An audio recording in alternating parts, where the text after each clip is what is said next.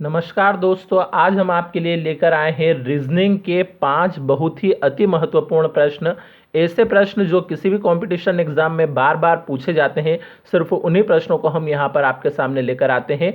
और साथ ही साथ इन प्रश्नों को सॉल्व करने की हम बहुत ही आसान ट्रिक भी बताते हैं, जिसकी सहायता से आप क्वेश्चन को कुछ ही सेकंड में बिना पेन उठाए सॉल्व कर सकते हैं।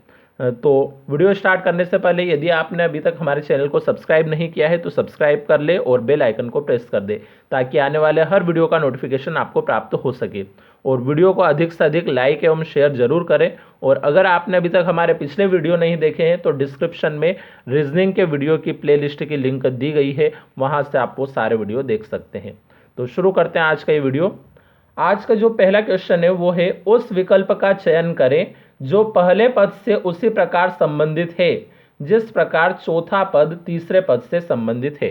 तो हमें क्या करना है यहाँ पे, जिस प्रकार से ये चौथा पद तीसरे से संबंधित है उसी प्रकार इन चारों विकल्प में से कौन सा वाला विकल्प इस पहले से संबंधित होगा, वो हमें बताना है।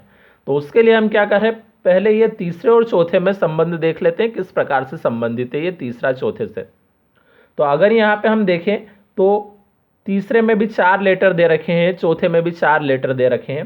तो अगर हम यहाँ पे देखें पहले पहले लेटर को, यहाँ पे बी है और इस वाले में अगर हम देखें तो क्या है, सी है। तो बी से सी यानी कि जस्ट अगला वाला लेटर लिया गया है यहाँ पे।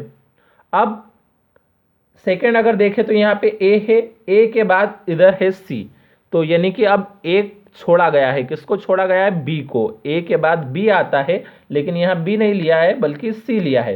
तो ए के बाद डायरेक्ट सी यानी कि बी को छोड़ा, एक छोड़ा यहाँ पे। अब यहाँ अगर हम देखें एन, एन के बाद है क्यू, यानी कि कितने छोड़े गए हैं यहाँ पे 2 छोड़े गए हैं, एन ओ पी। तो एन के बाद ओ और पी 2 छोड़े गए हैं, उसके बाद क्यू लिया गया है। तो 2 छूटे हैं यहाँ पे, पहले एक भी नहीं छूटा था, फिर एक, फिर यहाँ पे 2। अब इसके लिए देखते हैं हम यहाँ पे के से ओ किस प्रकार से आया है। के के बाद एल एम एन और ओ, यानी कि एल एम एन 3 लेटर यहाँ पे छोड़ रखे हैं। तो पहले कितना छोड़ा था, एक भी नहीं, फिर एक, फिर 2 और फिर 3, इस प्रकार से यहाँ पे छोड़ रखे हैं। तो यही नियम हमें यहाँ भी लगाना पड़ेगा। हम अगर यहाँ पे देखें तो सी के बाद तो हमें डायरेक्ट क्या लिखना है, अगला वाला ही लिखना है, क्योंकि बी के बाद सी था, मतलब कोई गैप नहीं ली गई थी। तो सी के बाद तो क्या लिख ले हम यहाँ पे, डी। अब आर के बाद हमें एक छोड़ना है, आर के बाद एस अगर हम छोड़ देते हैं तो क्या लिखेंगे यहाँ पे हम, टी। एक छोड़ दिया। अब अगले वाले में हमें 2 छोड़ने हैं, पी है, तो पी के बाद क्यू आर, यानी कि अब क्या लिखना है, हमें एस लिखना है। 2 छोड़ दिए हमने। अब यहाँ पे हमें कितने छोड़ने पड़ेंगे, 3। तो एफ के बाद जी एच आई, तो अब हमें क्या लिखना है, जे लिखना है। तो ये हमने लिखा है यहाँ पे जे। तो क्या लिखा हमने, डी टी एस जे। ये डी टी एस जे कौन सा ऑप्शन में है, ये है हमारा ऑप्शन नंबर बी में, यानी कि ऑप्शन नंबर बी हमारा यहाँ पे एकदम राइट हो जाएगा। अब जो सेकंड क्वेश्चन है हमारा, निम्नलिखित प्रत्येक प्रश्न में दिए गए विकल्पों में से लुप्त संख्या ज्ञात कीजिए। तो अब हमें क्या करना है, यहाँ पे ये लुप्त संख्या कहाँ पे है, ये सबसे कॉर्नर पे यहाँ पे ये क्वेश्चन मार्क जहाँ पे बना हुआ है। तो इस लुप्त संख्या को हमें ज्ञात करना है कि यहाँ पे कौन सा अंक आएगा। तो इसको सॉल्व करने के 2 तरीके होते हैं। या तो हमें क्या करना होगा, हम इस प्रकार से रो वाइज अगर चलें तो इस 9 और 6 से हम ये 5 किस प्रकार ला सकते हैं, 8 और 8 से 6 किस प्रकार ला सकते हैं, 12 और 7 से 13 किस प्रकार ला सकते हैं। उसी प्रकार 11 और 9 से हमें यहाँ पे कोई संख्या लानी है।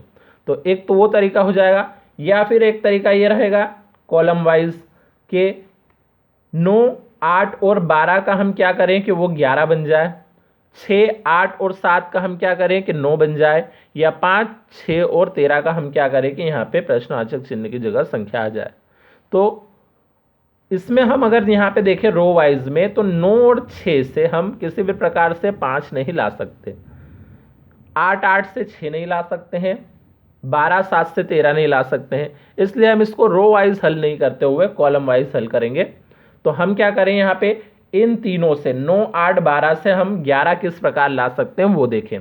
तो अब यहाँ 3 जो अंक है इनमें कुछ जोड़ेंगे, कुछ अंकों को हो सकता है हम घटाएं, उस प्रकार से यहाँ पे ये 11 आ जाएगा।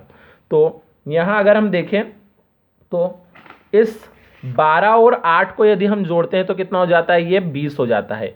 20 के बाद ये 9 हम घटा देंगे तो कितना बच जाएगा हमारे पास, ये 11 बच जाएगा। तो हमें क्या करना है, ये 12 और 8 को तो जोड़ा हमने 20 और फिर इस 9 को माइनस कर दिया तो बचा 11। इसी प्रकार इसमें भी हम क्या करें, ये 8 और 7 को तो हमने जोड़ा, कितना हुआ 15, 15 में से ये 6 घटा दिया तो कितना बच गया 9। तो इसी प्रकार यहाँ भी हमारे पास संख्या आ जाएगी। अब 13 में 6 तो जोड़ दे पहले हम, 13 और 6 कितना हो गया 19। अब 19 में से 5 माइनस कर दिए हमने तो कितना बचेगा हमारे पास यहाँ पे 14। तो 14 कौन सा ऑप्शन में दिया हमें, ऑप्शन नंबर ए में दिया है, यानी कि ऑप्शन नंबर ए हमारा यहाँ पे राइट हो जाएगा। अब तीसरा जो क्वेश्चन है हमारा, उसमें दिया है प्रतीकों के उपयुक्त सेट का चयन करें। मतलब क्या करना है हमें, यहाँ पे ये नंबर दिए हैं 72 8 5 4, इनके बीच में ये जो जगह छुटी हुई है इनमें यहाँ पे चिन्ह भरने हैं हमें। ये तो कौन से चिन्ह लगाने पे सॉल्व करने पे 49 आएगा वो हमें यहाँ पे बताना है। तो ऐसे क्वेश्चन को हल करने के लिए हमें सबसे पहले एक चीज़ को ध्यान रखना चाहिए, हमें बोर्डमास का नियम पता होना चाहिए। बोर्डमास के नियम के हिसाब से सबसे पहले भाग किया जाता है, फिर गुणा किया जाता है, फिर जोड़ा जाता है और फिर घटाया जाता है। तो हम क्या करेंगे, यहाँ पे सबसे पहले भाग वाले चिन्ह को रख के देख लेते हैं। अगर भाग वाला चिन्ह रखने पे हमारा सॉल्व हो रहा है तो हम उसे आगे हल करके देखेंगे, वरना हम दूसरा ऑप्शन ले लेंगे। तो सबसे पहले हम देखें ऑप्शन नंबर ए के चिन्ह को। तो इसमें क्या है, गुणा माइनस और भाग। तो ये भाग कहाँ पे है, सबसे लास्ट में है भाग। तो सबसे लास्ट में मतलब हम 5 और 4 के बीच में यहाँ भाग का चिन्ह लगा के देखते हैं। तो 5 और 4 के बीच में यदि हम भाग लगा के देखें तो 5 में क्या 4 का भाग लगता है, नहीं लगता है। 5 में 4 से पूरी तरीके से भाग नहीं जाएगा, इसलिए ये ऑप्शन नंबर ए तो हमारा यहीं पे गलत हो गया, यानी कि ये ऑप्शन नंबर ए के ये जो चिन्ह है ये सेट नहीं आएगा यहाँ पे। सेकेंड वाला देख लेते हैं हम। सेकेंड वाले में क्या है हमारे पास, यहाँ पे भाग का चिन्ह किस जगह पे, दूसरे नंबर पे। दूसरे नंबर पे मतलब 72 8 5 4, दूसरे नंबर पे मतलब हमें 8 और 5 के बीच में ये भाग का चिन्ह लगाना है। अब यहाँ भी अगर हम देखें तो 8 में 5 से भाग नहीं लगता है पूरा, इसलिए ये ऑप्शन भी हमारा यहाँ पे गलत हो गया। अब तीसरा वाला यदि हम देखें तो तीसरे वाले में तो फिर लास्ट में ही है भाग का साइन, तो वो तो पहले ऑप्शन में भी ऐसा ही था, तो ये भी ऑप्शन हमारे यहाँ पे गलत हो जाएगा, क्योंकि लास्ट में जब भाग का साइन था तब तो सॉल्व हुआ ही नहीं था। अब हम देख लेते हैं चौथे ऑप्शन को रख के। चौथे ऑप्शन में हमें अगर देखें तो पहले नंबर पे भाग रखना है हमें, तो 72 में 8 का भाग लग सकता है, इसलिए हम क्या करें, अब गुणे का भी साइन लगा देते हैं और ये प्लस वाला भी लगा दिया। अब सॉल्व करके देखते हैं, पहले भाग करना है फिर गुणा फिर जोड़।